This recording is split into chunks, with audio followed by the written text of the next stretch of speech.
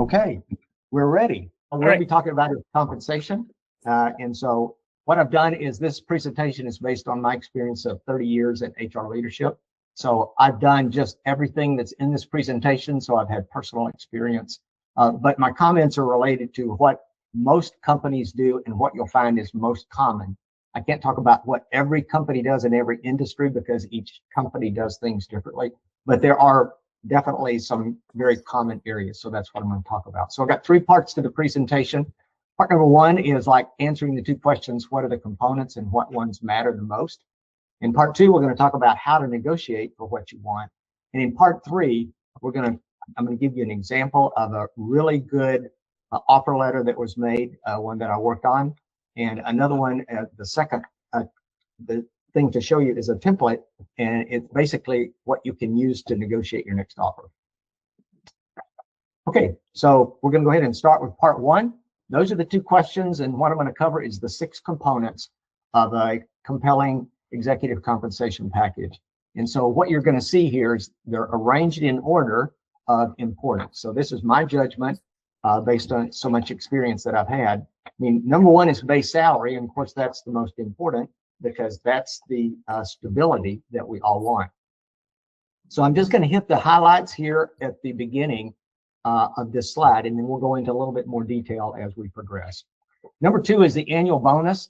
And of course, that's very important because that's additional cash compensation.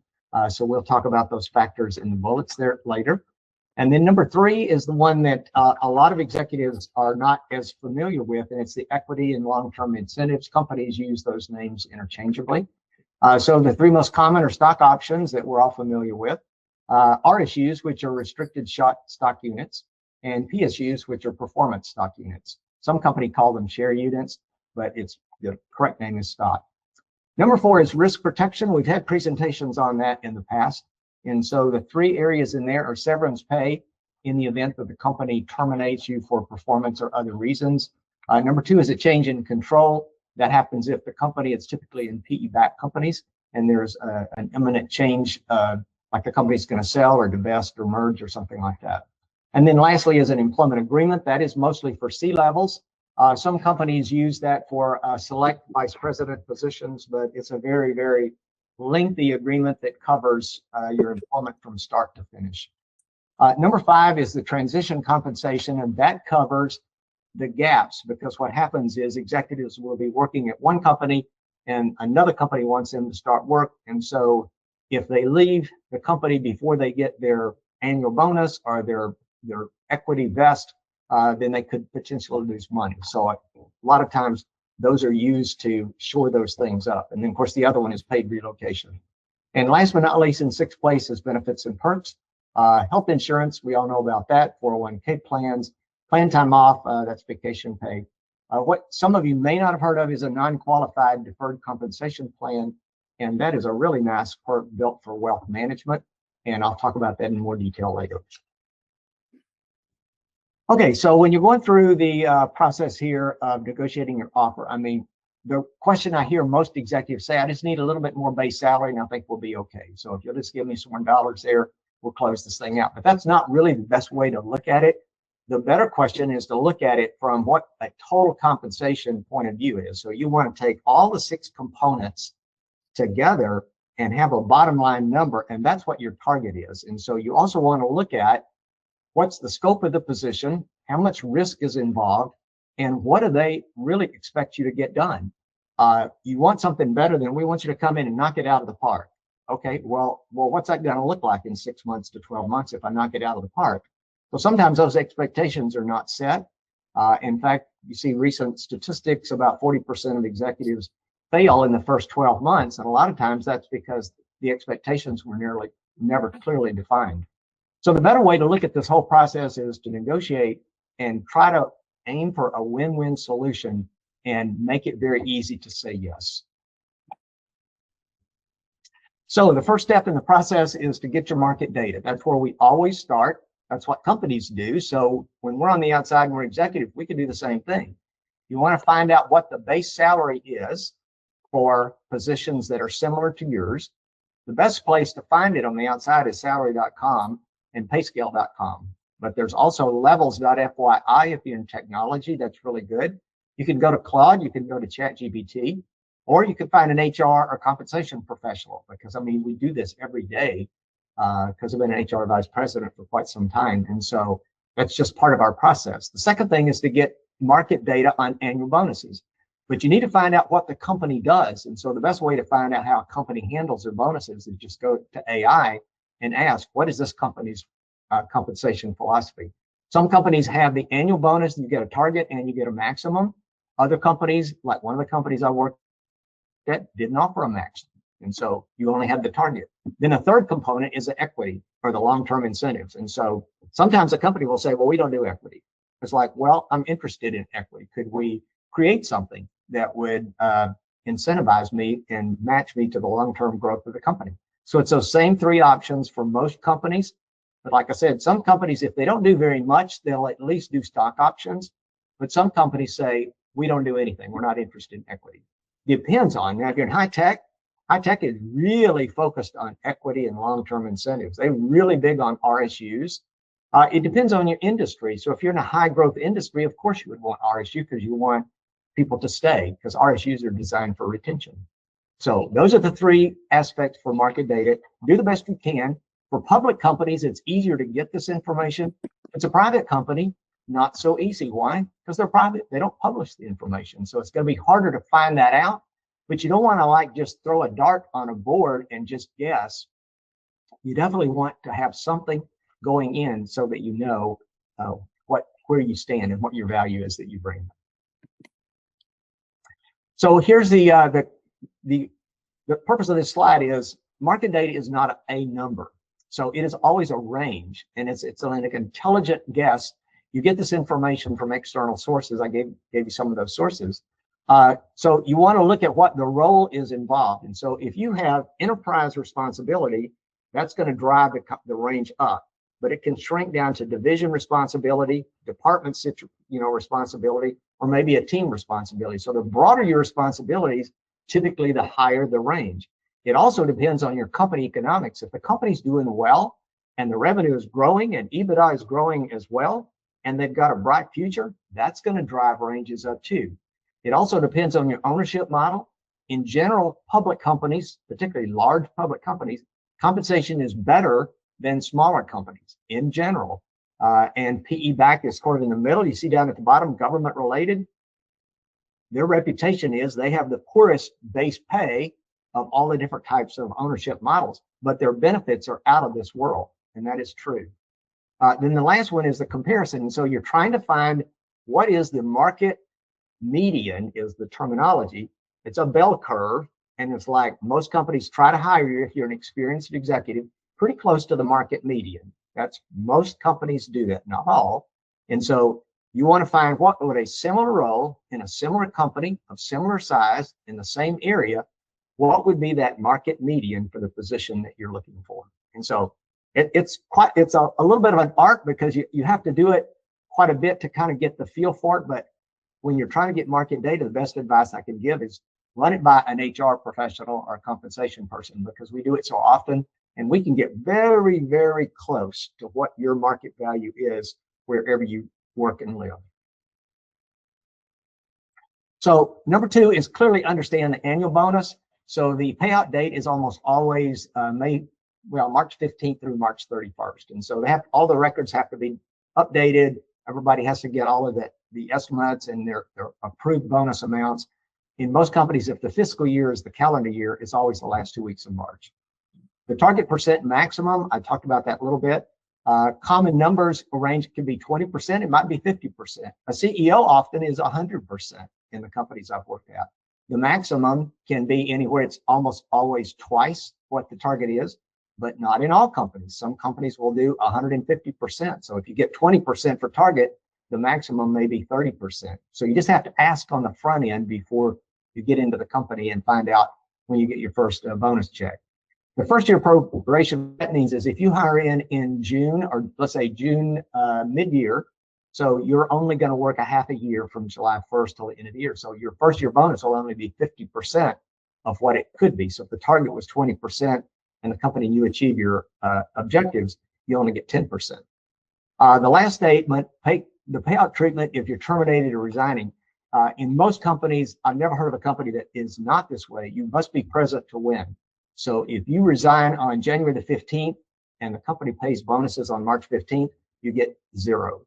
And there are no exceptions. I've had executives try to get that. I had one famous one, and I mean, he tried it. He went to the CEO and he still didn't get his money because companies just don't do that. I mean, and everybody knows that you have to be present to win, but sometimes some other company will want to, steal you and grab you before the bonuses get paid out. And if you react too quickly and don't cover your tracks, you can get caught without the bonus payout. Okay, the next one is equity. This is the most involved one. You see the different company types. Those are the 3 most common. And at large public companies, they have more money. And so all of the 3 offer stock options, but in large public companies, they go with the restricted stock units and the performance stock units. The last one for PE-backed companies, you see that transaction bonuses, that's an extra that they offer.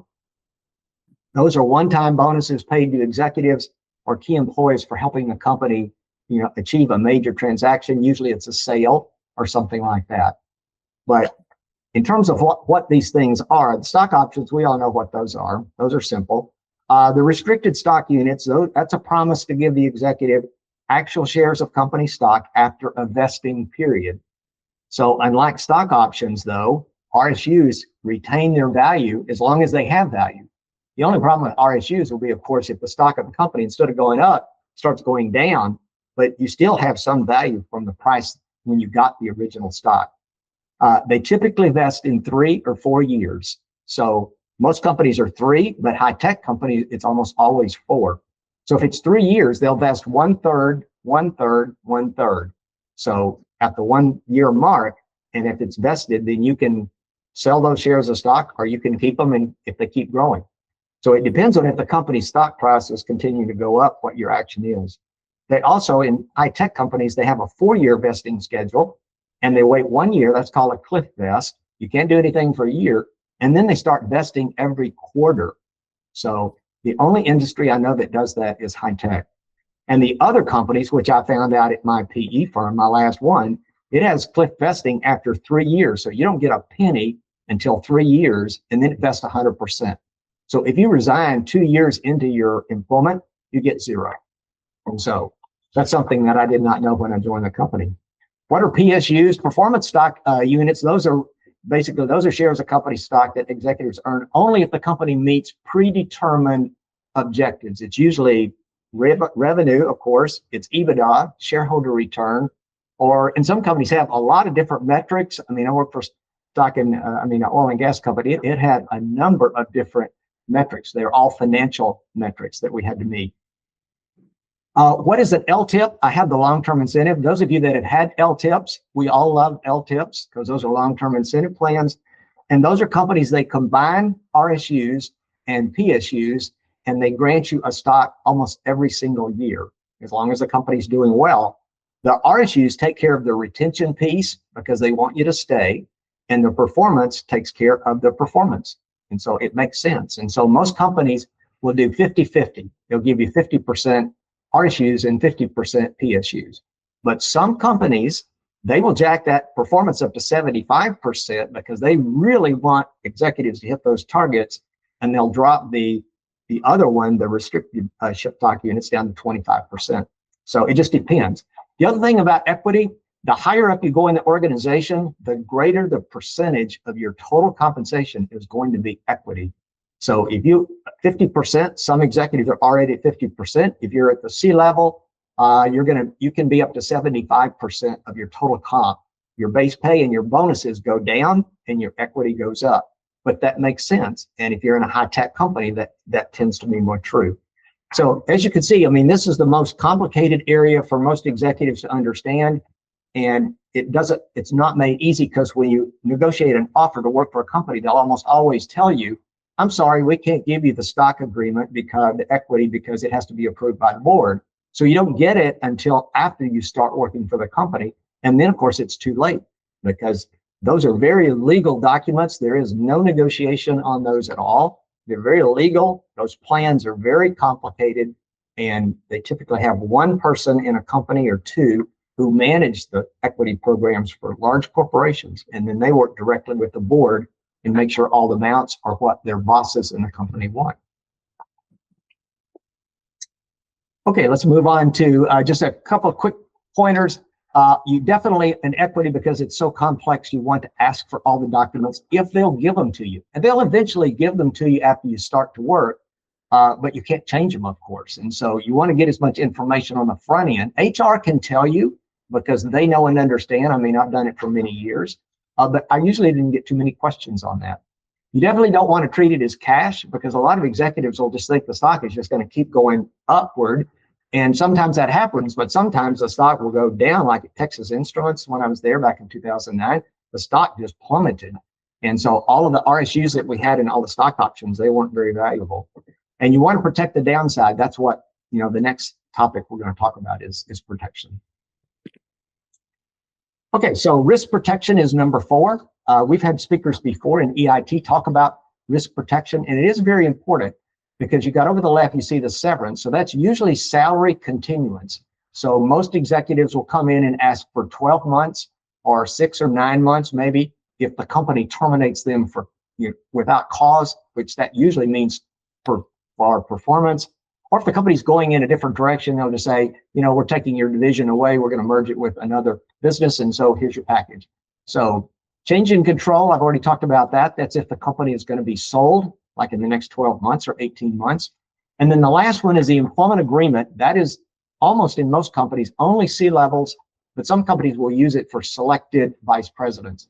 It has every single thing you can imagine about your employment from start to finish. It governs how you come in, how you stay, and how you leave. And so of all the documents you get, that is the one that you definitely want to have reviewed with an employment attorney on the outside, because companies, generate employment agreements to protect them, and they do not. They're not concerned with protecting your interests.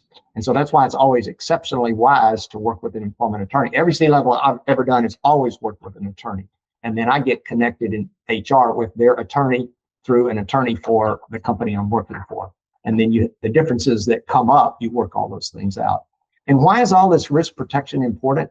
Because like many of us are in our 50s. And so if you happen to get in a company that's like higher risk and something happens within 6 months, you're like, wow, how did that happen? And so it just makes sense that we should ask for protection. But unfortunately, a lot of executives don't do that. And so the company may say, oh, we don't do that. Well, then you could say, but I really do need that. I need to continue this conversation. So that's risk protection. Larry, if I don't know an employment lawyer, can I come to you to find one? Yes. Happy to help. Number 5 is transition compensation. Those are the ones I mentioned before. So there are 4 situations that arise where we use this in negotiation process. The first one is the lost bonus.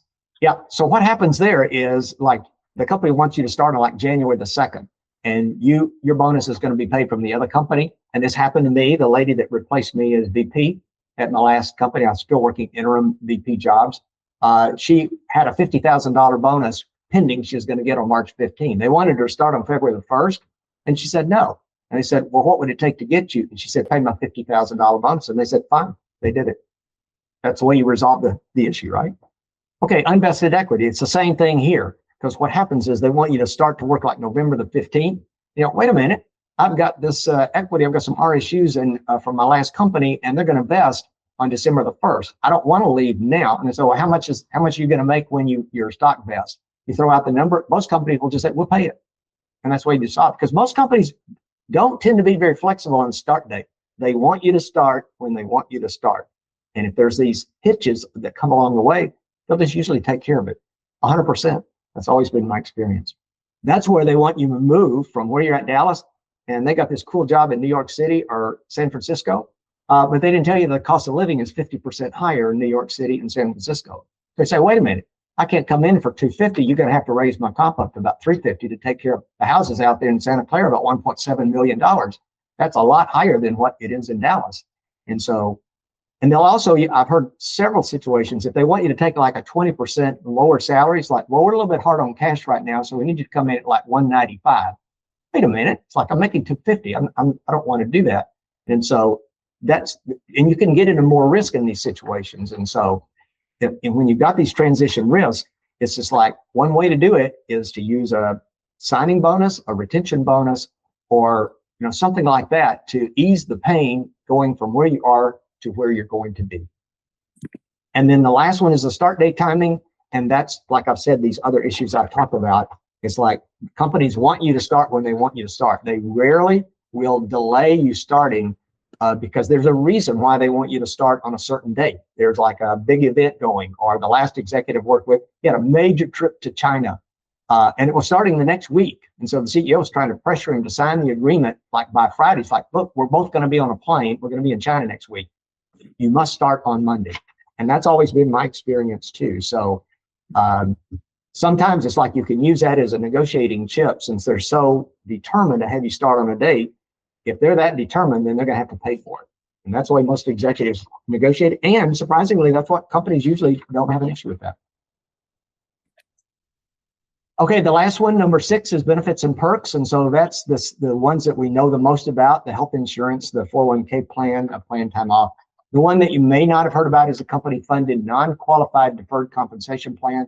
That is an absolutely wonderful benefit. It's really a perk, and it really is designed to create wealth management because, like in my case, the CEO was paid 30% every year, and it's just like free money, $75,000 every year. And that goes into a fund that's managed by an outside organization that's very, very specialized, and there are tons of laws and taxes and IRS regulations linked to all of that.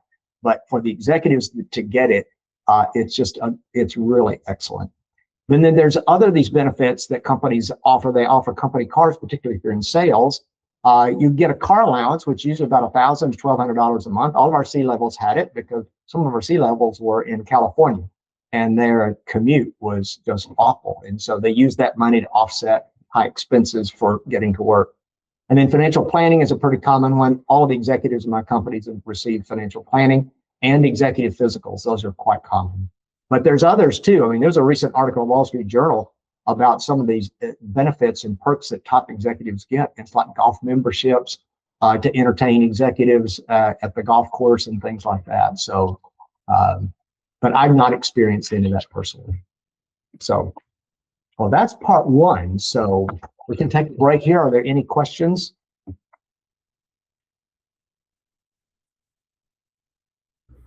I guess, Larry, let me ask 2 questions. I was thinking about in the future about being a presenter to events. Like recently there was a Dallas Startup Week. I was wondering how those executives fit that into their employment contracts.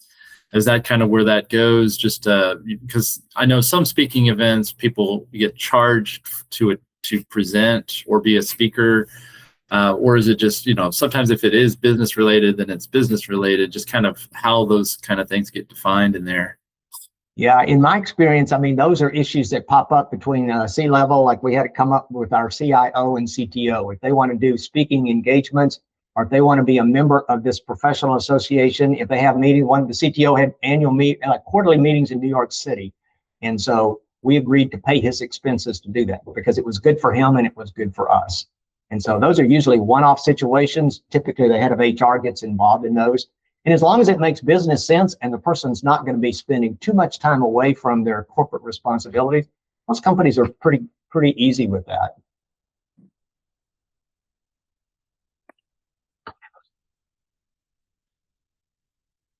Okay, any other questions? Larry, quick question about for equity or long-term incentive plans.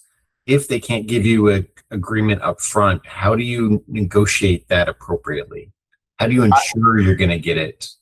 The best way, you almost have to do it verbally, and then and I'll show you how it shows up in the offer letter.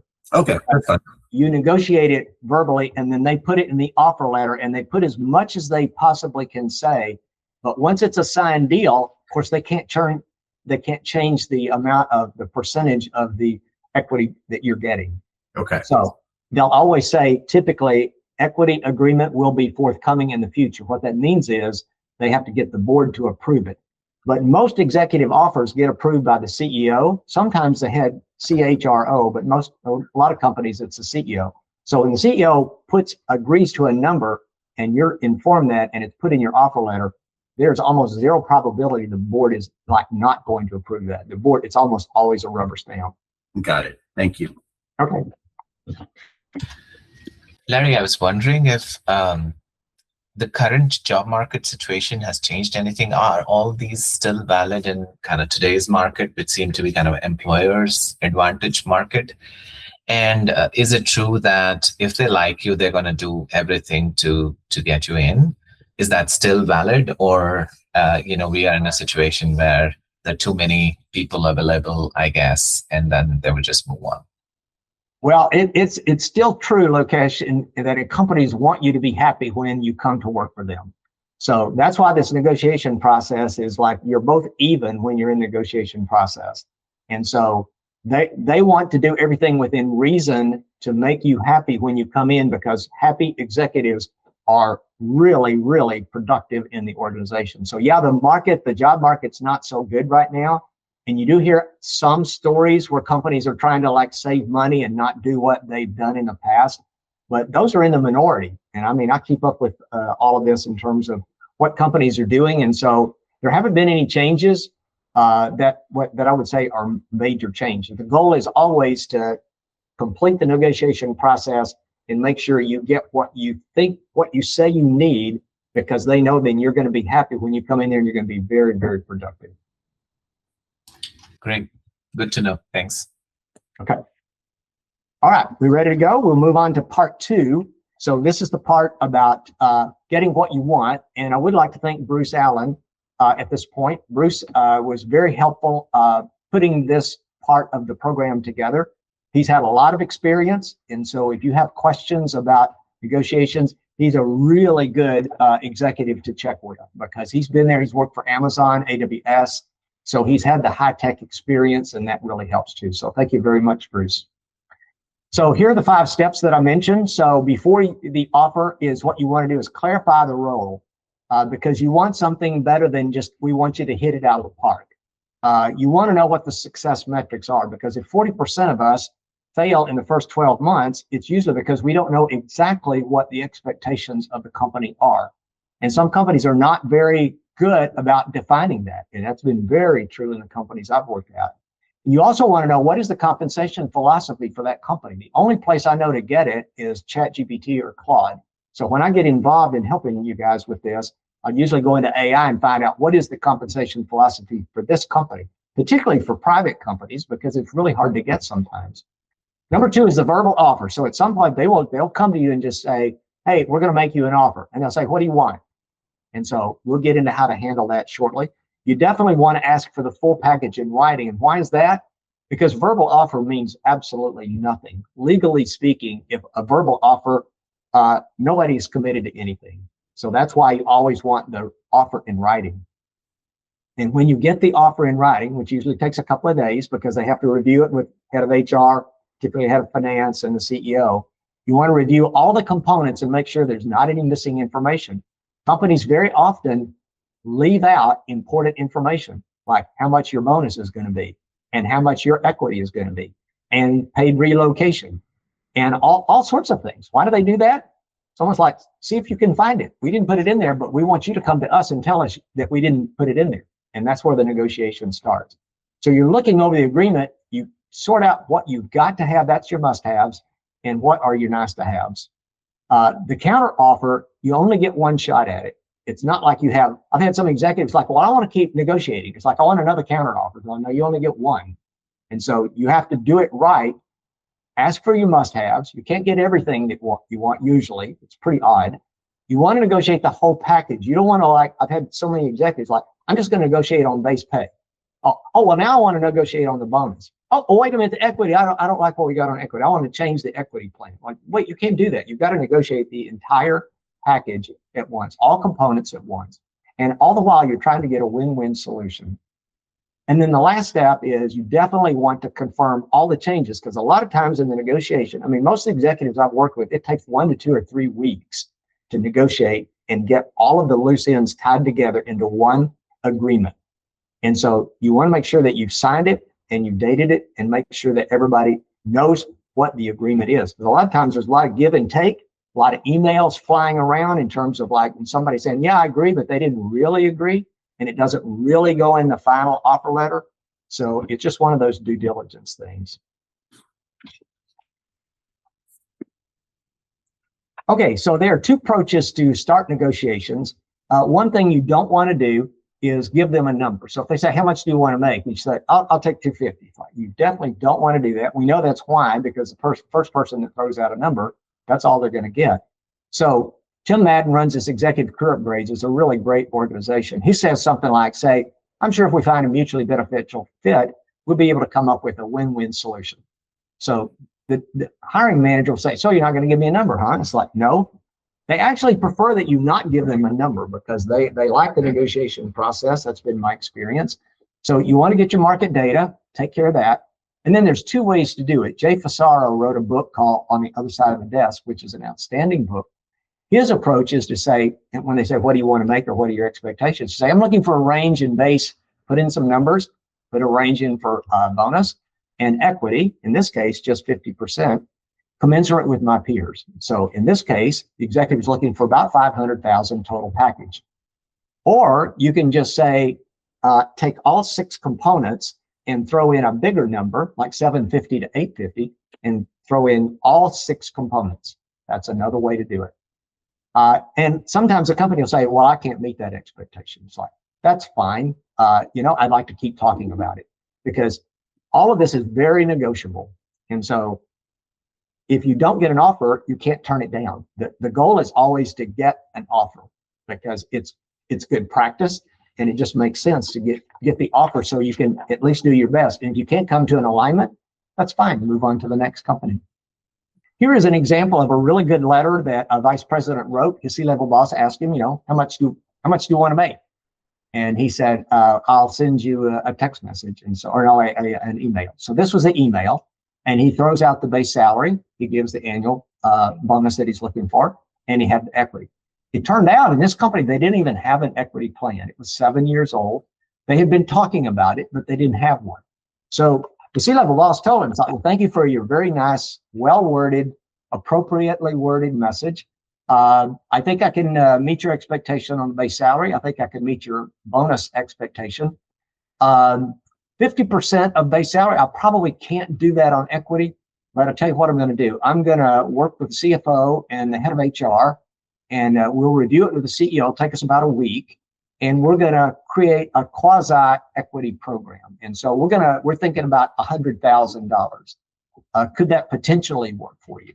And he said yes, depending on what you come up with. And so they did. They came back a week later, and it was basically a one-page equity, kind of a quasi-equity program, but it was $100,000 and it made sense. It was well done and the executive approved it. So you'll run into that sometimes because you'll ask for something that they don't give.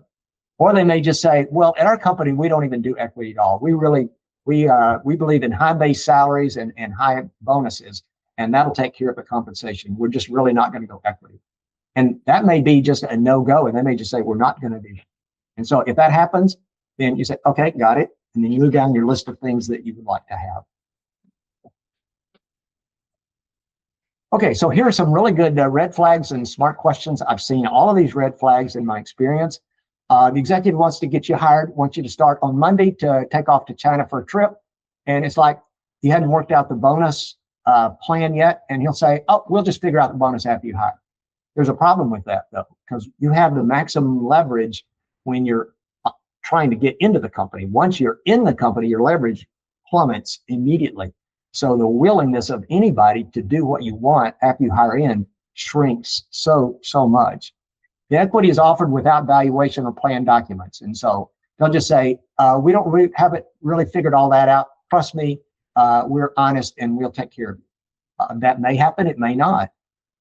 No severance for a role with high change risk. It's like, well, we don't do severance at this company. Yeah, but you're asking me to take this huge risk. This is clearly a turnaround situation.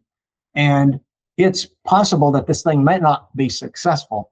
Well, you just should take the risk. I mean, you're getting a great opportunity here and you're coming in for a great company. and you should just be thankful to get this job in this kind of economy. Well, maybe. The fourth one, vague reporting relationship or role scope. It's like in my last company, there was no job description for the head of HR. And he said, I asked him, I said, so what are your expectations? He says, you've done this for many years, Larry. You know exactly what needs to be done. And that's kind of the way it was. And I did okay. I didn't need the job description.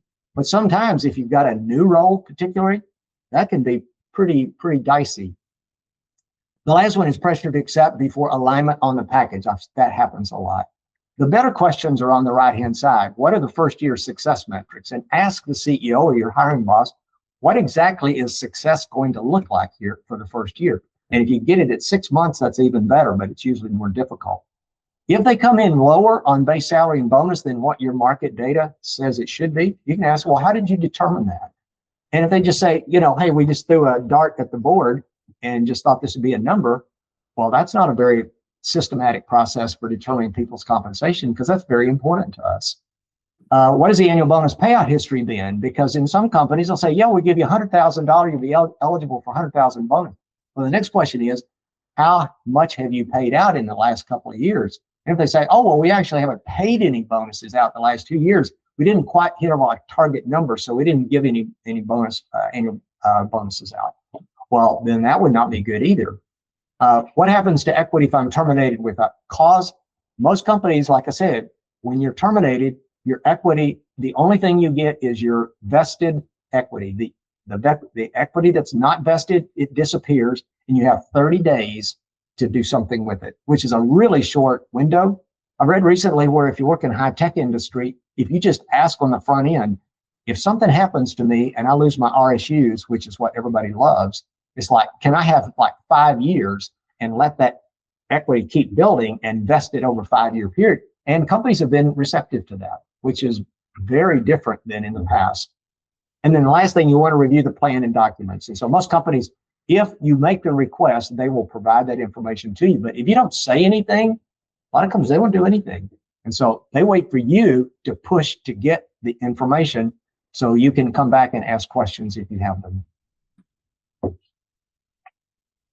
So here are the 7 tips for negotiating effectively. These are Bruce Allen's tips.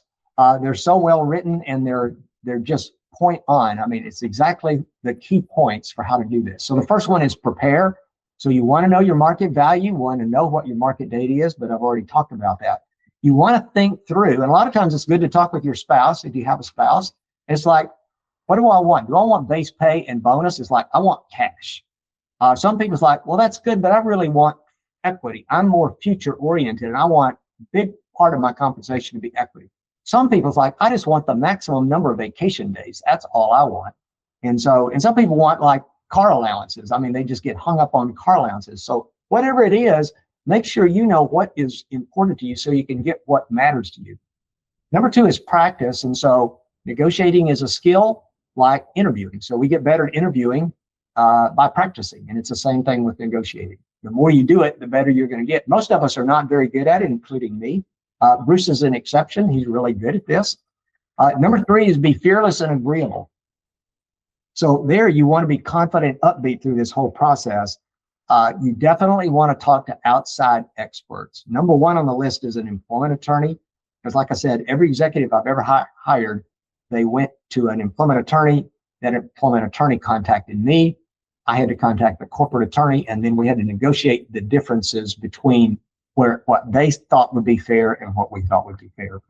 The next one is maximize your ROI, because like I said, your leverage goes down after you join the company. So the most you'll ever have is before you start working for the company. So you want to make sure you've got everything in writing. That's the next one. And so you don't want to let anything fall through a crack, because what can happen is the CEO changes 4 years down the road.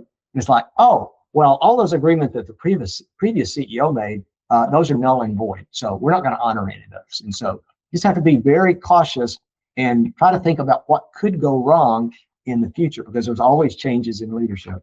The most important one is seeking partnership. So there you want to negotiate as a partner. This is not an adversarial relationship. This is not union negotiations, which that's a lot of my background. Very adversarial. This is the opposite of that. They've built a lot of trust in you. They don't want to go hire somebody else. They've invested time effort and money into getting you into the corporation. So they want you in and they want you happy. And so you want to honor that trust that they have. Try to come up with the best deal you can. You may not, likely don't get everything you want. There's always something left on the table that people were not able to get during the negotiation process. But if it's the things that were your nice to haves, that's okay. And then the last thing is demonstrating leadership. There, if you run into a roadblock, sometimes you'll get in something that's like, I have to have this. And they say, we're not going to give it to you. And just say, well, you know, when you had this obstacle in the past, how did you resolve it? And if they say, we didn't, we don't ever negotiate it, well, then it's over. So that's your final try to see if you can get what you want. So those are the 7 tips for negotiating effectively. Larry, when on your previous slide, when you were talking about the attorneys connected and how you were routing between the two, just for the audience, can you describe what levels or compensation that typically applied at and where it didn't? So, for example, a director making $160K, did they include their attorney? Or is this a C-level? Or is this an SVP at a $500,000 package? Could you just calibrate that a little bit? Yes. For directors, I'd say maybe 20% of them. The only time you see it for directors where they involve attorney is where the risk is higher. They need a change of a control is imminent, or they're making really, because directors can go up to about 200,000. They weren't when some of these examples that I'm talking about happened. So, but directors, I'd say 20%. Vice presidents, 100%, and a fair amount of involvement with attorneys. With C-levels, 100%. Absolutely. And extensive use of legal assistance to help with the employment agreement, because that is a very complex agreement. And every executive I've ever worked with on one had multiple issues with it and would say, that's just not fair. The company says, you know, I can't say bad things about them. How about we add that, like they can't say bad things about me? So disparagement is that language. And so there's a lot of those paragraphs in there that are there solely to protect the company, but the executive needs protection too. And so you're trying to level the playing field, but that's how I would answer it, Justin. Thank you. Okay, and then here's this language that keeps the offer warm. So you want to be enthusiastic about the process. I mean, this is positive thinking. Ask for all the documents. We talked about that. Your request, make your request reasonable. So you don't want to load up and say, hey, I need 7 changes and I want, you know, more money. I want more annual bonus. I want more equity. I want more of everything. Well, that's not reasonable. And so that's just going to really anger the company if you overdo it. So you kind of have to know where is the top and the bottom of what makes sense from a negotiation point of view, and make trade-offs, because really negotiation is all about trade-offs. And so in this example here, if we can address the signing bonus and severance pay language, I can be flexible on the start date. So those are very good words to keep in mind. Okay, so any questions at this point? We got 9 minutes left, so maybe I'll just go ahead and wrap this up. This will take a couple of minutes, and then if there's any questions at the end, we can entertain those. So here's an example. I had to work with a CEO to get a COO. He was a CEO of a oil and gas company, ConocoPhillips, in Wilmington, Delaware. We wanted him to come run operations for the United States, about a $500 million business in the United States. So it was a huge job. Ideally, it would be 1 page, but it's 2 pages. So this is pretty much my work because we knew it took us about 3 weeks to snag him. The first page is the total direct compensation. So in most companies, total direct compensation is considered base salary, annual bonus, and equity or long-term incentive. So you can see he came in at about $750,000. That was his total direct compensation at ConocoPhillips. So he just wanted to keep that. Well, we said, no, we're not going to do that. So we came in really low. The 4th column is our offer. And then the 5th column is his counteroffer. So he figured out real fast we weren't going to pay him $750,000, but he didn't lower his request very much. It went down slightly, but then the final offer came in just a little bit less, almost like just a little bit less than what his counteroffer was. But the reason he did, let's take a look at the next slide. This slide is your additional components. Those are the 4th, 5th, and 6th components. So you see your risk protection over on the left column. You see the transition compensation, and you see the benefits and perks. And then you see all these items here. Those are the different components, the subcomponents. So he came back and said, I want 12 months base pay only. Okay, that was 275, his initial offer. He wanted a fully paid relocation, which we estimated 100,000. And he wanted 5 weeks of vacation, which nobody in the company had at that time, not even the CEO. So you look down on the bottom line, total compensation package was just over $1 million. So we made our second offer. That's the fourth column. We came in low intentionally. His counteroffer was he came down slightly, but he went up on his additional components. Why?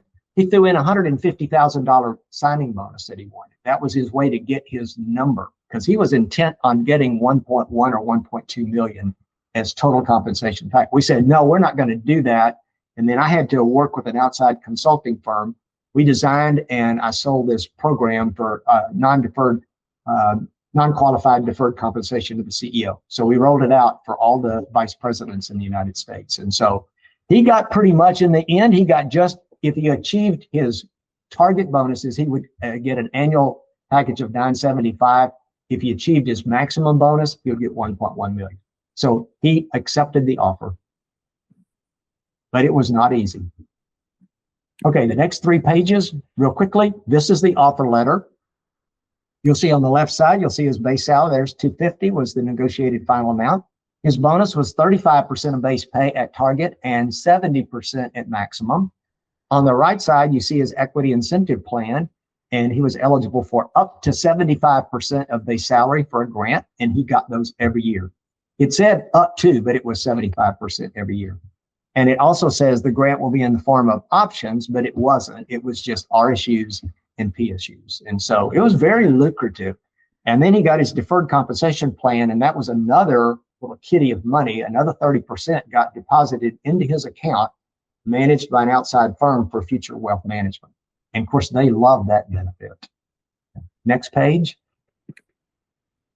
This is his severance pay. You'll see in the upper left-hand corner. So that's the $250,000 if he was terminated for cause or other reasons. A lot of legal language in there because companies try to, grant the severance pay and then deny the severance pay under some language in an agreement the executive signed. So this was very, very tight from our perspective. Then you have the benefits on the right side. It's the same as for all employees with one exception. He got 5 weeks of vacation pay. And then the next page is his relocation benefits, which was a fully, basically every single cost he acquired had to pay for, we reimbursed him for. And then the last part is signing all these agreements: non-disclosure, non-competition, non-solicitation. Those are very standard for executive positions, but very, very legally written. Some of them can be 10, 15, or 20 pages, very difficult to understand. And that's why so many executives work with attorneys to help them make sure that it protects their interest as well as the company. Hey, Larry. Yes. And correct me if you're going to cover this later, but the non-competes. So any kind of tips on that? Because I've heard you mentioned lawyers get involved. I personally had an issue where this company was kind of unreasonable with their non-competes. Any thoughts on that? That's where you need the most help from an employment attorney, because companies tend to be way too tight, and they'll just say you can't compete for like 1 or 2 years, maybe more than 2 years, and you can't go to work for these companies, and they'll list the companies on the chart. And sometimes those companies will make sense, but sometimes they make absolutely no sense at all. The company's just being highly protective. They don't want anybody who's a competitor today, a future potential to be a competitor, or even further out there that might possibly be a competitor like 5 years into the future. So companies when I've been involved in those, they're overdone. So when you go to the employment attorney will say, how did you determine these companies in these time frames? And then if the rationale is flimsy, it's like, well, then we want a smaller list and we want a shorter time frame. Like, how about maybe 6 months? You can't go to work for this company and that company, but those other companies, we're going to take them off the list. And companies will, if they're good, sometimes they'll say, we're not going to change it. It is what it is, and we will not negotiate. And in that case, that happens sometimes because they won't bend. But in my experience, usually if an outside attorney points out like the argument is not very logical, there is some flexibility, and the company will go back and revisit that list.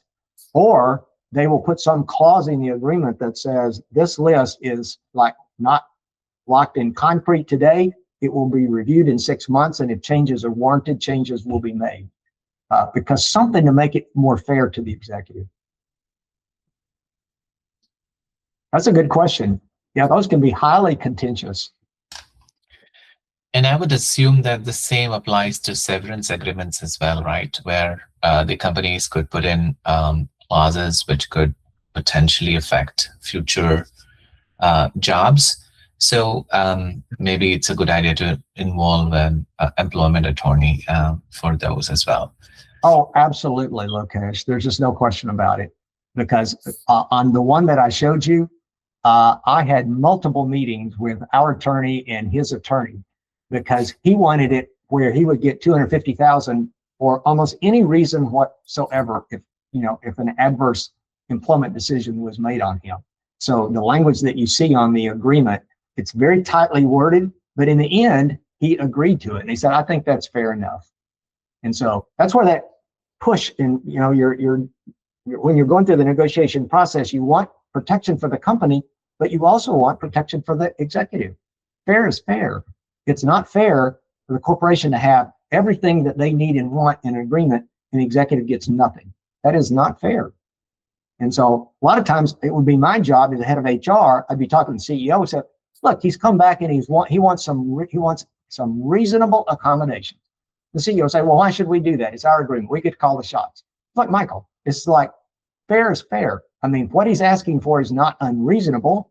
We can do this, but you have to want to do it and think it's in your best interest as the CEO to make these changes and give him or her the protections that they're seeking. And then usually the answer was, I'll think about it. And then we'd come back and have another conversation. And then ultimately we would move and make some of these changes that the executives were making, because that's in the spirit of negotiating fairly. Larry, what about side hustles? So increasingly, more people have side hustles, and I'm hearing a trend is for companies to try and discourage that or eliminate that. It depends on how much the side hustle takes away from the responsibilities of the position. So the rule of thumb is if you're working outside and you work no more than like 10 hours a week on a side hustle, most companies are okay with that. But it depends. If you're in sales, that probably wouldn't happen, because sales works a lot different, but you're not a sales leader. So, I mean, I've had any number of executives want to work, maybe not 10 hours a week. Sometimes they'd say, I'm going to work this week. I've got to spend 20 hours on this side hustle or this project or whatever I'm working on, but I'm going to average out over 1 year a total of only 10 hours a week. And so it depends. That's a judgment call, and usually a head of HR gets involved, and it's like, because this employee, this executive, be effective at his job if he's spending 10 hours a week on average doing these other things? I've had a couple of them denied. One guy was a PhD, and of course he's very technical, and CEO said, no, we're not going to agree to that. In fact, he didn't agree to anything, because I had to tell this executive, you do not have the CEO's agreement to move forward with this little project that you want to do. Because I think he was concerned, because, I mean, he's an engineer, that he would be able to come up with some product or potentially competitive product, which was really low in my judgment. But it was just the possibility that he could do it is what kind of scared him away. So yeah, those new situations do come up, but not often.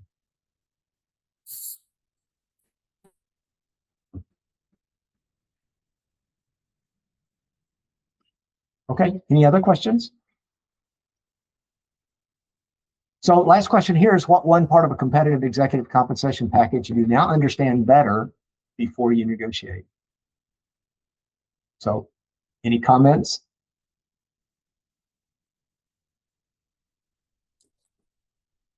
What was most helpful to you guys from the presentation today?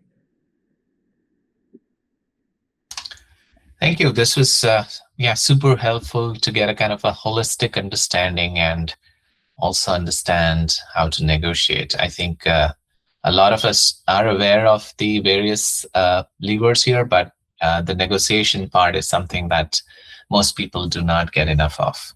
So that's very helpful to kind of get some insight into that. Okay, thank you, Lokesh. Yeah, Larry, I would say, the broad options and then the best practices on each component. Very helpful. Okay, thanks, Mike. What's still an open question for you guys? Anything So goes. Larry, I have a question. So most of us are in a position where we aren't leaving another job right now. So how would you suggest we negotiate from what is potentially a weaker position? It definitely is a weaker position, because if you're employed, obviously you have more leverage. You also have more leverage if you're working with a retained consultant, like a retained headhunter or a contingency headhunter. So often in our cases, we're negotiating, we don't have a retained, but sometimes we do. We work through recruiters. So the recruiter can be your best friend in those negotiations. And so, but if you're solo and you're not working with a recruiter or headhunter or somebody that's sponsoring you, and you have to do all the negotiating yourself, it's just going to be more work on you to find out what your market value is and what your, what that position should be paid. And so my best advice is find somebody that knows how to do this and work with somebody. If you do this solo, it would be so easy to just come in there and undersell yourself, because you don't have the data. You guess it's like, well, I'm making $250 at this job. I've got like 35% bonus. I've got a nice equity plan. I'll just go for that. Well, but that's fine unless you go to, Amazon and the base pay is way higher.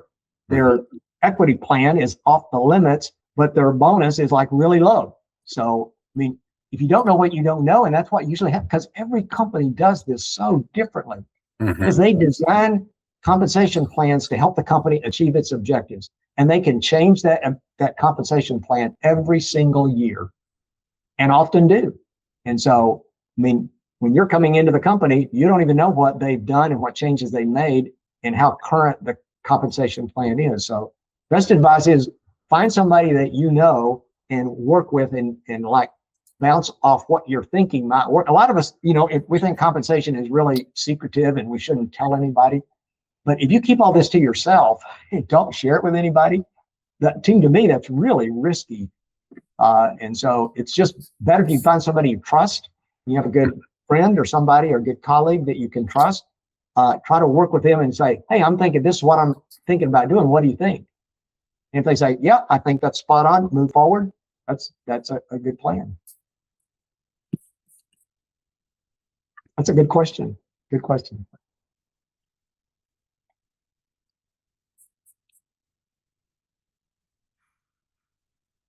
Okay, anything else? One last question, Larry. Okay, Mike. When you get to the end and you obviously do the negotiation, I know time can be pressing, but for these complex agreements, especially when there's lawyers involved, any additional best practices about how to handle the turnaround timing and what's reasonable versus unreasonable to ask for?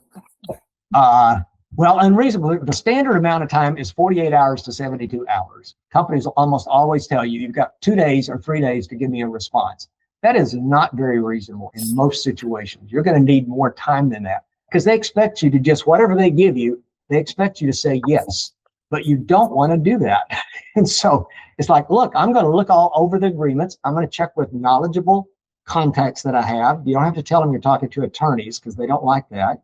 And just so you can talk to an accountant, because what's happening if you have vested RSUs, your tax bill is going to be really high, because most people, once that vesting occurs, they cash in those stock options. And so there's just things that you may not think about when they're, in the hurry of the moment. They're trying to get you to say yes and to sign the agreement. And so you just basically say, thank you very much. I'll do my best with 48 to 72 hours, but it might take me a little bit longer than that. But we need you to sign by Friday, because most executives want positions filled by Friday at 5 o'clock. And so if you get your offer letter on Thursday and they start putting pressure on you because they want to close you by 5, you just almost have to stand your ground and just say, look, I'm going to do a thorough job on this. I want to make sure I know what I'm getting and I understand all these provisions, and I'll give you an answer as soon as I can. And usually if you say it like that, I'll say, okay, fine. But you can't take a week or two and then just start dragging it out, because then the company gets really upset. If you just go silent on them and you've already been past 5 days, you say, look, hurry it up, man. It's like, I need the offer. Are you going to stay, or are you going to join us, or are you going to go to another company? Yeah. And so you just almost have to be reasonable, but I mean, typically 3 days is too fast to close an executive agreement. 1 to 2 weeks is more average. And for complicated issues like C-levels, those will almost not always go 2 to 3 weeks, but they certainly can. And companies know that. So they're okay with that. One tactic to get by more time, I just always ask for information. Usually information I know that's not going to be easy for them just to buy more time. That's another way to do it. Yeah, just keep asking for information. Talk to HR. So it's like, I'd like to understand the benefits here. I want to know if you have a flexible spending account. Do you have a health savings plan? I like to get to know the ins and outs of those. Just keep asking all those questions. And HR can help you on equity because HR deals with everything that's not negotiable. The negotiable aspects typically is between you and the hiring boss. That's where the negotiations come. And most companies, they like to negotiate, and they like it when you put forth initiative and say, I've done my research and here's what this position is worth, and this is what I would like. They like that because that shows initiative. It shows that you're assertive, and they will always respond positively. I've never seen an executive say, well, how dare you come in here? I offered you $275 and you want $295? That's ridiculous. They don't say that. They just say, well, good job for finding out the value of positions $295. Let me see what I can do to get you another $20,000. And so that's the way it typically goes. Particularly CEOs, they much prefer executives come in and negotiate in good faith a package that meets the needs of the corporation and the executive. Because they know once they do that, and the executive comes in, they're happy, and then they just take off like a rocket ship. And because you're paying them to bring immediate results, and so you want them to be happy with the compensation package they got. Is there a ballpark on how much an employment attorney engagement costs? And is that like something which can be done in a few days' time? You're talking for an employment attorney?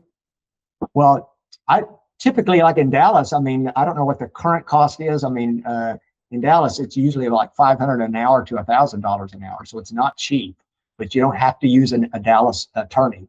You could use an employment attorney in Nashville, Tennessee, or New Orleans someplace. And so, I mean, they're always good. So in my past experience, I've used Dallas attorneys, but I've also used attorneys in lots of other places too. So most companies build a relationship with a reputable employment law firm, and then they run all these kinds of questions through them.